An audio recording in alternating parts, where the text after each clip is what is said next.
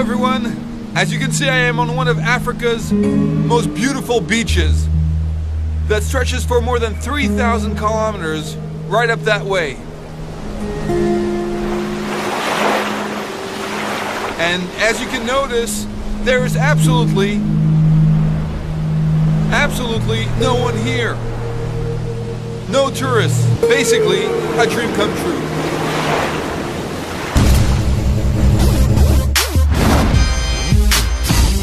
So this dream has become a nightmare for the 10 million people who live in this country. For the past 20 years now, there's been a civil war, a brutal civil war, terrorist attacks, and also regular famines. Somalia is the epitome of a failed state. There is no central government. It is lawless and violent. For those who call this place home, life is about survival. And there is no one to ask for help. Islamic militias linked to Al-Qaeda control most of the land, and pirates have taken over the seas. The conflict has claimed 1 million lives, and even more have fled. But this country seems to have been forgotten by everyone. And in order to work here, I need these bodyguards. Welcome to Somalia.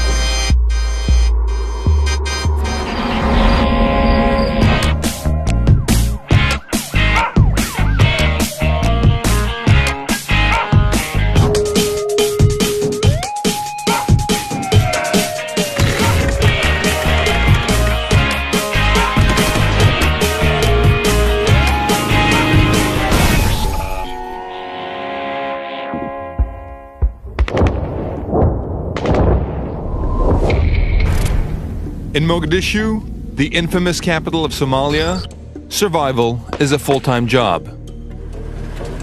Okay, go.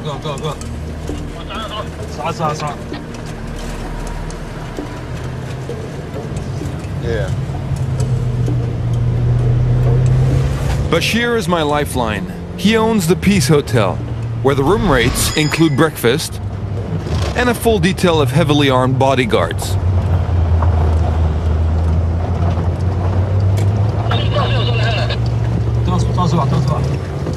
So it's important to drive fast here, no? Sometimes it's very important because anything can happen. See, that's the people wounded, you see? I see. So this is from the fighting this morning? Yeah. So what it boils down to basically is that Mogadishu, the capital of Somalia, is completely under siege. It's under siege from the Al-Shabaab, which are these Islamic rebels that say they are part of Al-Qaeda now. And so this is the reality of the situation here, is that there is troops absolutely everywhere and front lines absolutely everywhere in the city. Al-Shabaab now dominates most of the city. Their aim is to topple the transitional government and impose Sharia law. Since 2007, some 5,000 African Union troops have been deployed here, but they've had little success taking back territory or bringing order to the streets.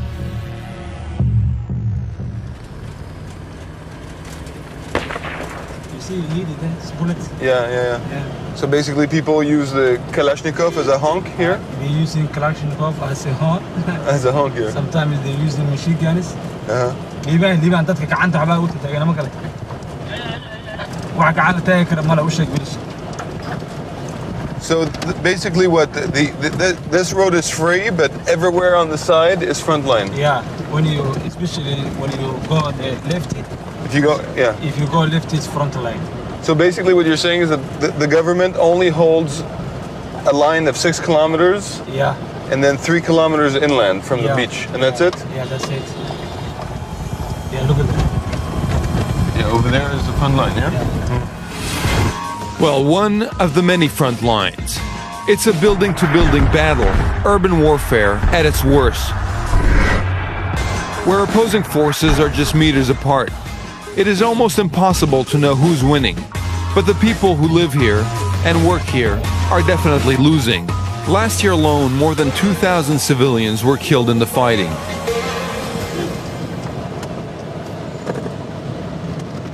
So here, Bashir, it's impossible for me to walk outside in the street, no? Yeah, absolutely. What could happen? some people, they believe when they see the one of foreign, Yeah. they believe, hey, look at these guys, they're $2 million walking, you know, each like 1 million. Yeah. So that's Like so 1 million. amazing, so amazing, you know. Yeah. When they are kidnapping the foreign people, they are getting $2 million, you know. Yeah. That's huge money. Yeah, of course You it's know? huge money. So you have no NGOs, no journalists, no one comes journalists, anymore. No yeah. one, no. Almost no one comes here. Maybe against my better judgment, I asked Bashir to take me to see some of the real action. But my flak jacket seems to be too small.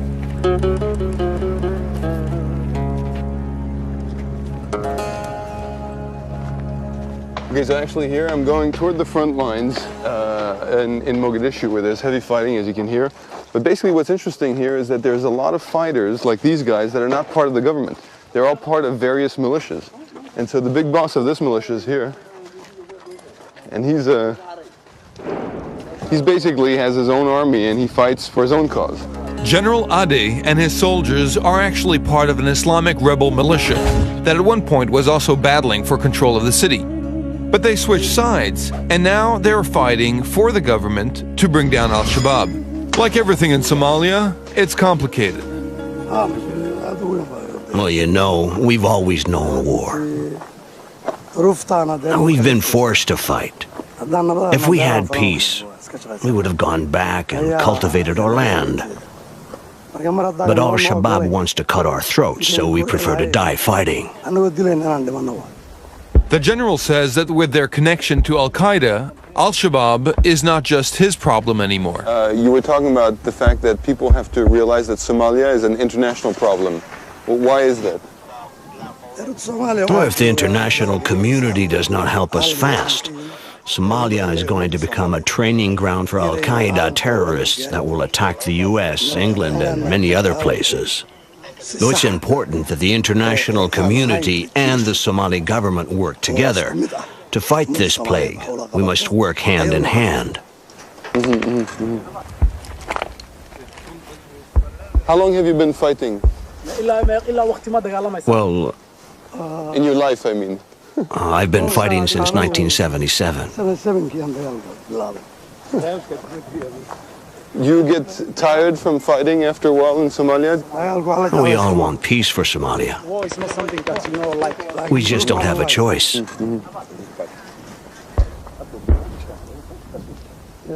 Well, what you see here is not the real Mogadishu. It used to be a beautiful city, but now it's been destroyed. It breaks my heart. How far is the front line from here exactly? Well, the front line is over there, but it's very dangerous. And in my opinion, let's not go any further. It's not worth the risk. Between my life and the interview, I'd rather do the interview. The commander reluctantly agrees to take me to the front line. But the situation suddenly changes.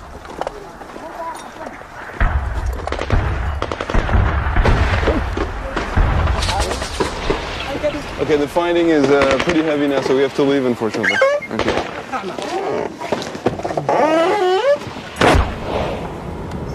Back in the car and out of the line of fire, for the moment. But in Mogadishu, the war is being waged everywhere, even on the airwaves. The Deputy Prime Minister denounced the savage attacks that took place in the city of Mogadishu today. An explosion that caused deaths and injury took place this morning in the residential area of the Hamar Jajab district of Mogadishu city. After clashes in the city, the transitional federal government forces have captured bases from the al-Shabaab militia. So I'm here in the studios of Radio Mogadishu, which is the biggest radio in Somalia. The only problem here is that the journalists and the technicians have received a lot of death threats from the various militia groups here in the city. And so in order to keep on broadcasting news and to keep on doing their job well, they have to sleep in the headquarters here of the radio, which has become in effect kind of a prison for journalists and staff members. These walls and these soldiers deployed by the African Union are the only thing that keep Radio Mogadishu alive, the last bastion of free speech on the airwaves. Being a journalist here is very dangerous. In the last 5 years, over 20 reporters have been killed, many by religious extremists who target anything they deem pro-government or un-Islamic. Sigal Said is one of the women who reports the news, even when there's a price on her head. I mean, how difficult is it to be a journalist here in Mogadishu? I mean, like you, for example, how do you do your job? It's difficult. It's really difficult to be a journalist here. If I don't report the news the way the rebels want it, they threaten my life. And the government puts pressure on us too. It's very hard to report the truth. You have to be careful all the time. You must be careful anytime. So you're between a rock and a hard place, yeah? That's good, yeah. Yeah, that's good. In between two things. And if you need to do a report outside of the radio, what do you wear? Full hijab? Yeah. And people don't recognize you or what? Yeah, some people do. Yeah, I can't go out unless I'm covered from head to toe. When my face is covered, it's almost impossible to do my job. No one trusts me. No one wants to talk to me. It's difficult to be a journalist, and it's even harder to be a woman journalist. Yeah. Yes, yes. Mohammed Ibrahim is one of the managers of Radio Mogadishu. He's going to show me just how dangerous working here can be. This is the roof here? Huh? Yeah. Hello, hello. How are you?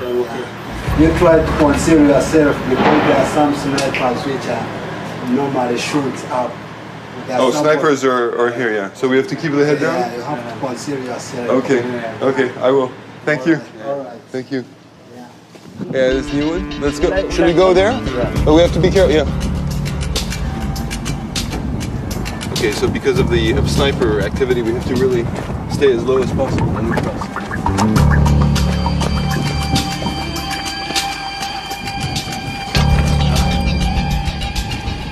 So who's firing at us here? Yeah, it is Shabab.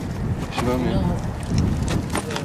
We have now 2 shots up there, and it's coming from the western side. So you mean that people fire at the radio all the time? Sure, they fire at this antenna all the time. So they try to cut the radio, yeah?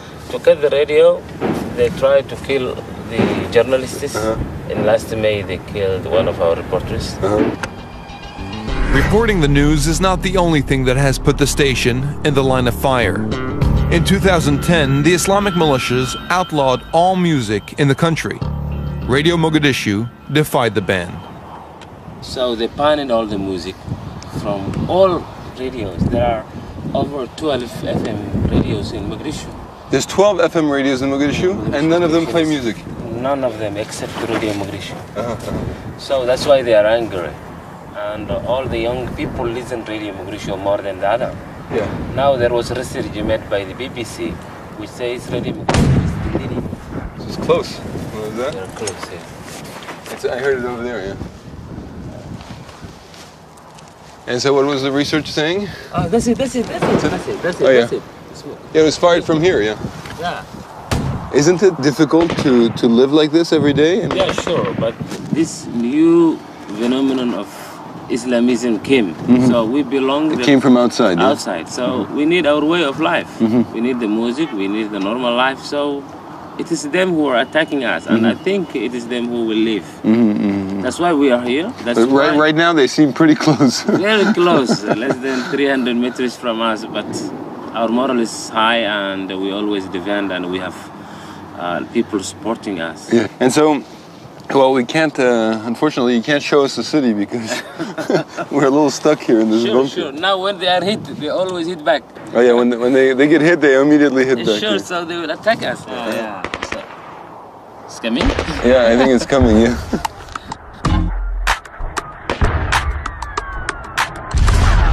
Explosions and sniper fire have become the soundtrack for the city.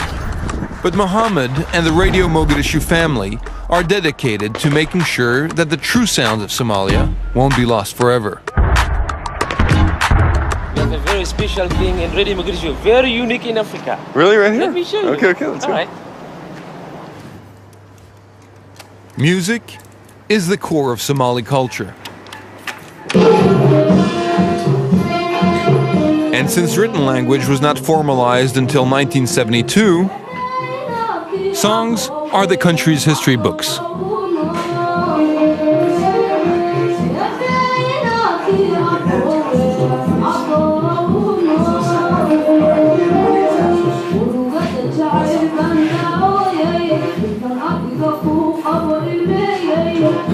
So this is your heritage as Somalis, no? Yeah. This is what our great-fathers, grandfathers created and they left it for all the Somali-speaking people. Yeah.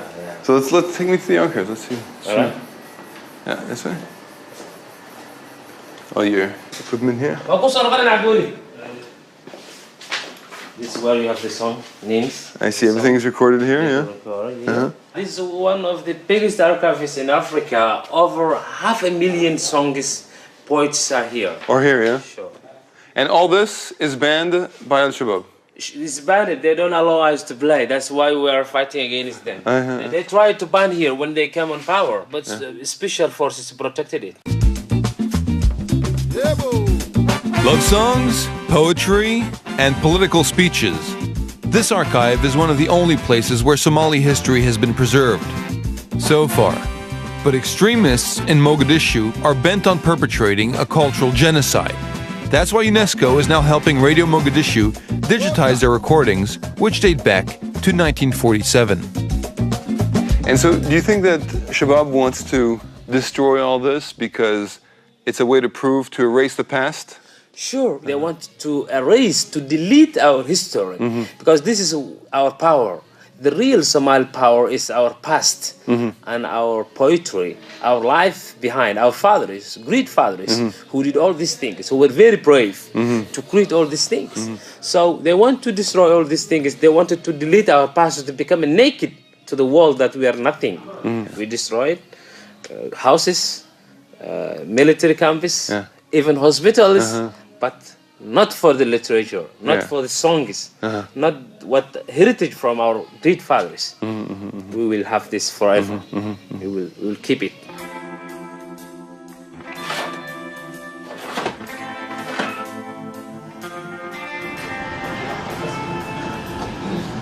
So it's still broad daylight outside, and it's quite amazing because it's only 4 o'clock in the afternoon, but the curfew in Mogadishu starts at 4 o'clock, which is pretty crazy because in every other place I've been where there were war zones, well, the curfew is in the evening when the sun sets. And here at 4 o'clock, the city empties itself and no one goes out. Someone was even telling me that God wouldn't dare to go out after 4 in Mogadishu. So I'm going to have to spend the night here tonight.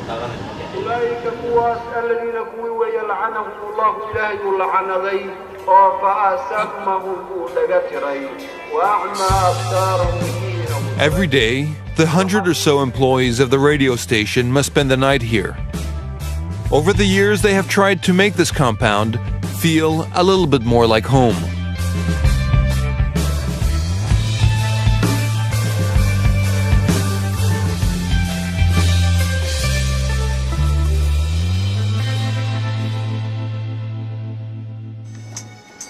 Ah, yes, almost. Is that boyfriend calling or what? No, it's someone else. For the women reporters, friendship and some cosmetics help make the station a bit more comfortable. How are you? I'm cool, thanks. Okay, how are you?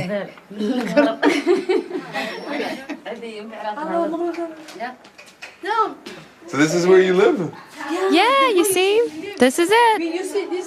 This is the makeup corner over here. Yeah. This is the beauty products? Yeah, you know, all that stuff. But having a social life takes creativity and some real patience. I mean, both of you are young girls. How do you do to date guys, for example? Do you date guys or how does it work? How do you get a boyfriend? I mean, what did he say? Tell me what he said. I know, but it's like, how does it work? I mean, because when you're a young person in Mogadishu, how do you date? I mean, if you can't go out, if you can't wear clothes, if you can't talk to a boy, how do you do it? You see, we use phone. You use your phone. Use phone, yeah. You see, no, there is. So you see, there's a message on my phone. One message. So this is your boyfriend? The only good thing is that this is safe sex. Yeah.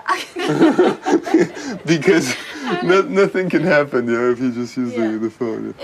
When was the last time you saw your boyfriend? I haven't seen him in a long time. I haven't seen my boyfriend in 2 years. 2 years? 2 years. Let me show you something. Unfortunately, these women get more texts from Al-Shabaab than from their boyfriends. Yeah, it's a message from Al-Shabaab. Basically, they said they were going to kill you, Yeah, they said that they're going to kill me if I don't stop. But you feel like it's a prison here or no? It's better to be here than to be out there. Because out there, I'll be killed. Al-Shabaab can't come in here, so we are safe. I'd love to be able to leave this place, but if I do, I'll be killed sooner or later.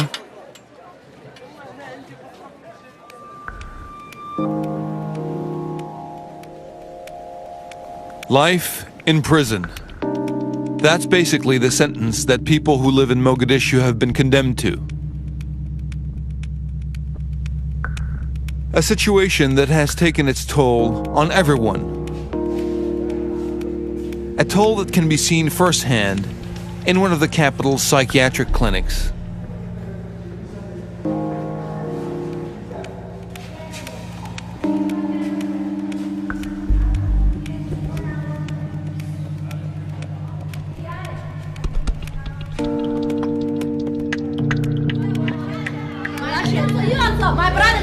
This is Dr. Habib. He's actually just a nurse, but many of the real MDs fled years ago and left him and his patients to fend for themselves.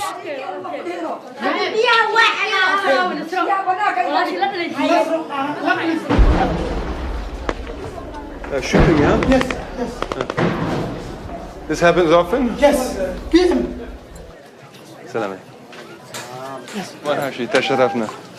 كيف حالك? Why are you here, Omar? I'm sick. Tired. What happened? Problem. With what? Somalia. With Somalia, huh? Somalia, anytime, everywhere is fighting.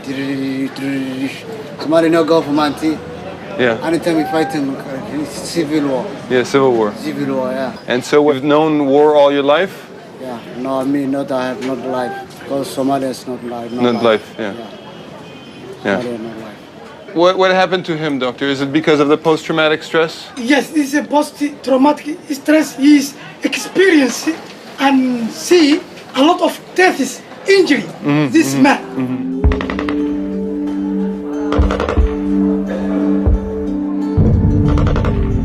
Dr. Habib takes care of some 70 people in this clinic. Most of them suffer from post-traumatic stress disorder. It's a very complex mental illness that is difficult to treat in the best of conditions. Dependent on private donations, the budget is tight. It barely covers the basics. So what is this place, doctor? Yes, this is a kitchen? Yes. And every patient in the morning has a three pieces. 3 pieces, yeah. Yes. Okay. Of anjera. I see. Okay? Now come here. Yes. Thank you very much. Some bread and some broth, yeah? Yes. Like this, you feed them? Yes, it's a good. Yeah? I'm not gonna eat. It's good food. No problem. I have a little stomach, European stomach. La shukran, as they say. Dr. Habib's soft approach to caring for the mentally ill is light years away from Somalia's traditional treatment methods. In Somalia, when people are crazy, they just change them. They chain to a tree. Chain. Hands, legs, to a tree. Yes. Really? Oh, hello. MashaAllah.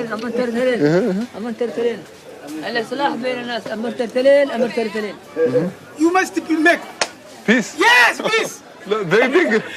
More difficult word than for you. Yes. Over the years, Dr. Habib has opened 7 clinics in and around the capital. He's treated over 3,000 patients.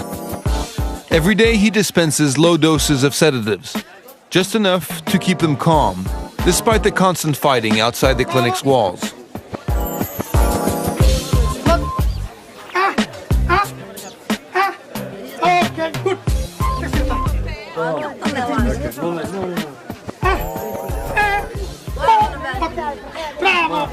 Despite his brave face and easy smile, Dr. Abeb is overwhelmed by the situation. After 20 years, Somali people need mental health support. Support. Yes. We are experiencing a lot of post-traumatic stress, a lot of deaths, a lot of injury, a lot of lack of economic.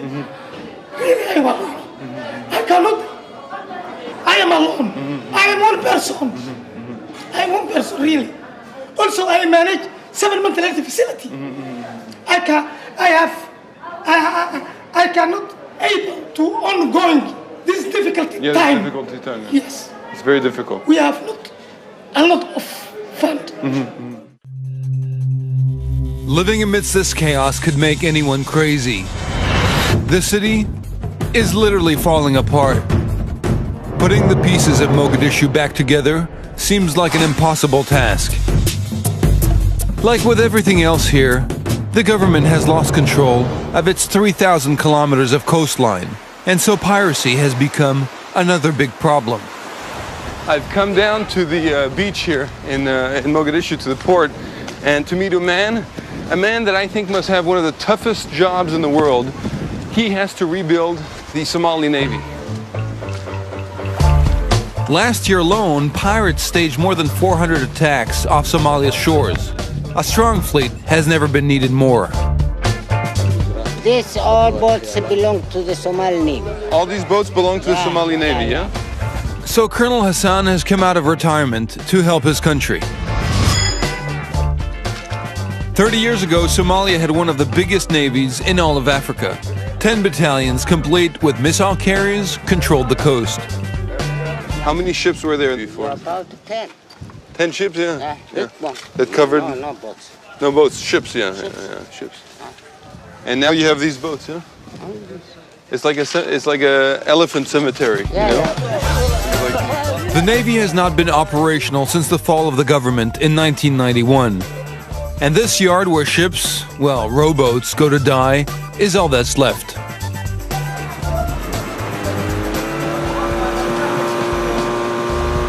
Not ours, all. These are not yours. They are some fishing boats. But so how are you going to rebuild this Navy? How are you going to do it? Because it's an incredible responsibility. I mean, Yeah, I know. this is a... I know. Yeah. Today you're starting from scratch. nothing. From nothing, yeah. From there. Uh-huh. But if some people, they help us, for example, the Americans, they help the state, then the state help to reconstitution of the Somali That's Navy. Somali Navy, yeah. Then we can do something with the Hijiks, with the pirates. The pirates, yeah. The Navy is not the only thing that this old sailor prefers to remember in its former glory. So, what was the name of this hotel? Oruba. Oruba. Oruba Hotel. Wonderful hotel. Yeah. Oruba. Wonderful. Yeah. Nightclub, women, all the things. Nightclub and women? Beer. Beer? Whiskey. Here in Mogadishu. Yeah. But it's difficult to measure because now all the women have veils. The Muslim now were. Yeah. At that time, all the things here. Good. He was young and coming here to dance. To dance, yeah? What, on disco? Yeah. Disco music? Disco music. Yeah? It's still... Wonderful country. Yeah, wonderful country. Yeah. Wonderful. Wonderful. Beautiful guys. And now look, we can't leave without 50 armed men here. Yeah. Why did bad things happen to Somalia? There are some people that don't have taste, you understand? They don't have taste? Taste. Like they don't appreciate the nice things in life, that's why they do war? Yeah. So what, the people from Al-Shabaab, they have no taste? No. That's basically... Absolutely. Yeah. Absolutely. Yeah. It seems that just getting his fleet to float is about all the colonel can handle. And so with no navy and no real government in power, pirates have had no problem taking control of these waters. The attacks have put a chokehold on the Gulf of Aden, one of the busiest shipping routes in the world. But the front line in this battle is not in Mogadishu. In fact, it's not really in Somalia. It's in Puntland. a breakaway region loosely founded as a sanctuary for people fleeing the violence in the south. It's also become the headquarters for the Somali pirates that are terrorizing the seas with increasing brutality. We land at the Puntland airport. Well, I should say more of an airstrip, but it is miles away from the coast.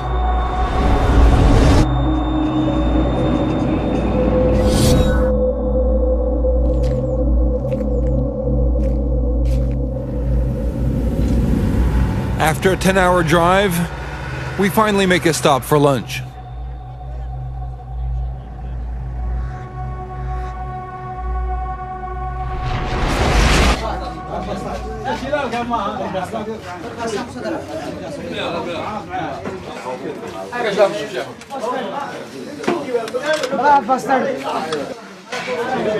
So, we're finally taking a break from this long and desert road here in Puntland.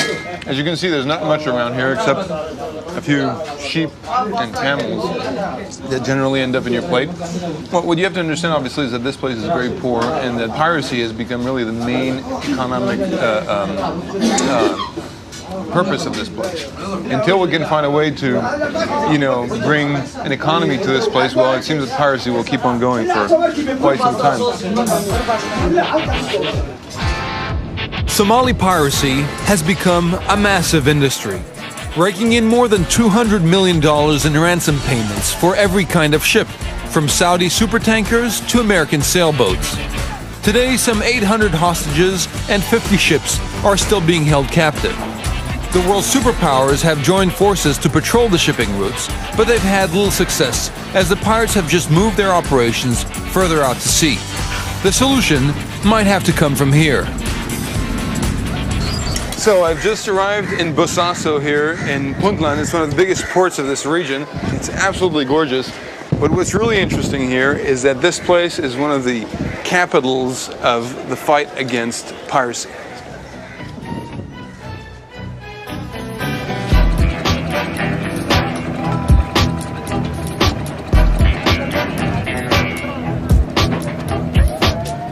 Thank you for showing.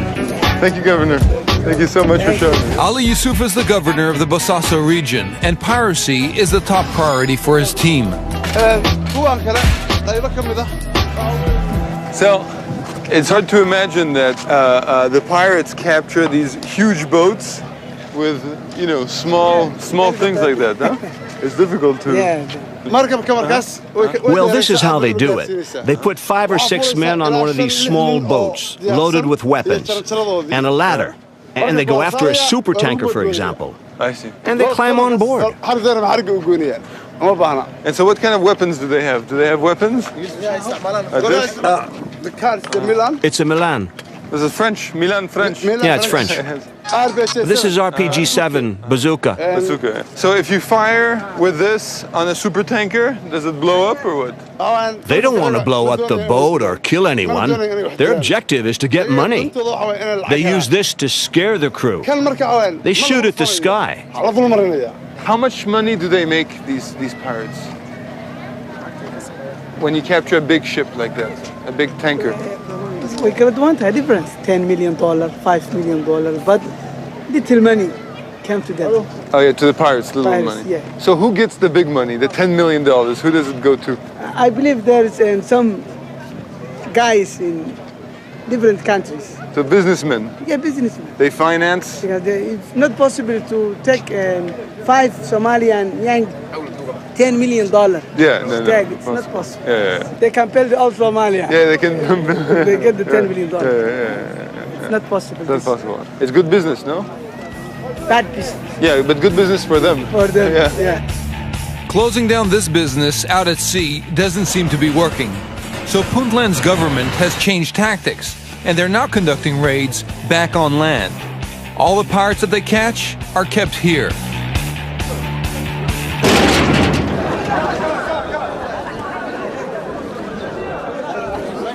This is actually the only prison in Puntland, and some 200 convicted pirates, many with life sentences, are being held here.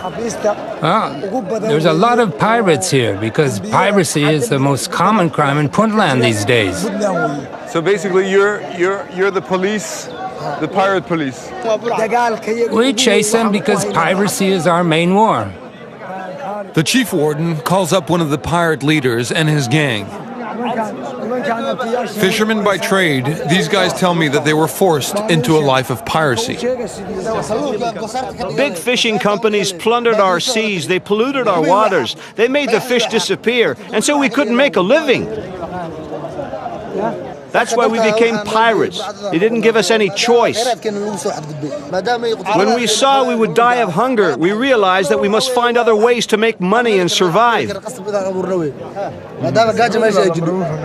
you agree with what he says? Well, what he says is partly true, but that was true a long time ago.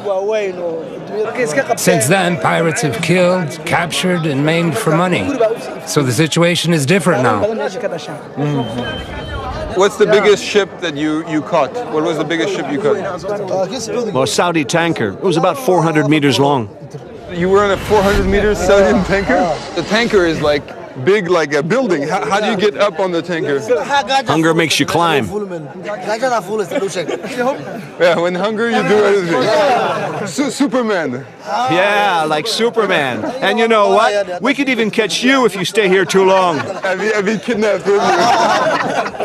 Okay, I surrender.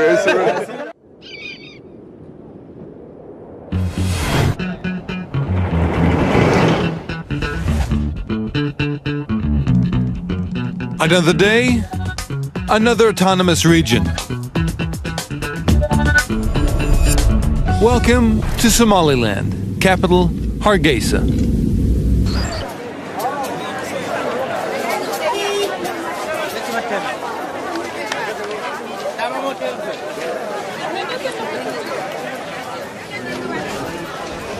So, notice anything strange? I'm actually walking down a street with normal people, with normal businesses. I don't have any bodyguards, and no one's shooting. It's quite magical in Somalia. But actually, well, I'm not in Somalia, I'm in Somaliland. Like Puntland, where we just came from, Somaliland is a self-declared autonomous region. But there's one big difference. This place here, well, they want this to be their own state, an independent Somaliland. In practice, it is already its own country. It has its own president, its own army, and even its own currency. How much is this? Yes, that's about $100. So one like this equals one like that? Like this means? No, you have to add this for $100. This and this. I see. How do you put it in your pocket, this, or what? You can't put that in your wallet when you change $100. You need a special wallet. You need to put it in a small plastic bag like this to carry it around. Since breaking away from Somalia in 1991, Somaliland has become a functional, relatively peaceful democracy, a success story in nation building. The only problem? No one else officially recognizes its independence, something Somalilanders are working hard to change. Okay, so I'm here, as you have noticed, in a new country, as I was telling you about, and this is the Ministry of Commerce, Industry and Tourism of Somaliland. And I'm here to meet a very special woman, whoops, a very special woman who is trying to develop tourism in this country. It's a real challenge, but she's up to it. How are you? Yes, Sada? Sada, pleased to meet you. How are you? Good to see you, Diego. Welcome. Thank to you. Somaliland. Thank you, Somaliland, and the Office of Tourism. Sada Mire is the only working archaeologist in the country. Her family fled the violence in Somalia for London, where she got her PhD, and she recently returned to help rebuild this budding nation. Her team is now making maps of all the potential tourist attractions.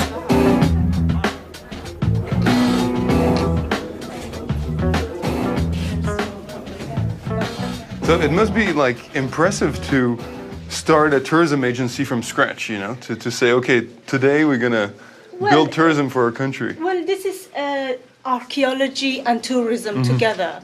So by finding sites of archaeological interest, we found that there was a need for tourism as well, because now people were coming to see the archaeological sites, and we built it.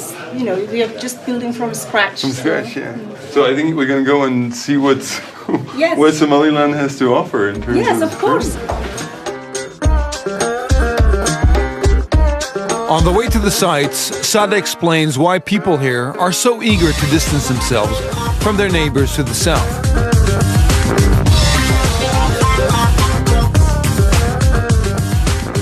Somaliland wants to become its own country because people here want peace, and that is something that they don't feel Somalia at the moment wants is not ready or for. can have. Yes. I mean, what surprises me here is that there's, for example, construction. I mean, I haven't seen construction in Somalia anywhere, you know. Hargeysa is expanding quite a lot, and people are building all over Hargeysa. I've only seen destruction. This is the only place where I see something being built. Is this a sign of the change coming? Absolutely. Every day people are happy, waking up, not worrying about not hearing the bombs and security. so on and so forth. Absolutely. Yeah. And that gives us a situation where we can thrive, where we can go and look for work, where we can send our kids to schools. And where you can have tourists. Work, and where you can have tourists and do archaeological research. Yes. Yeah.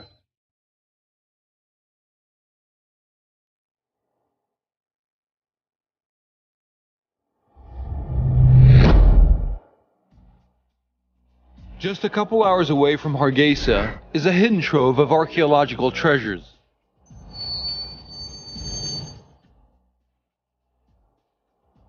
And it seems that we are the only ones who know about it.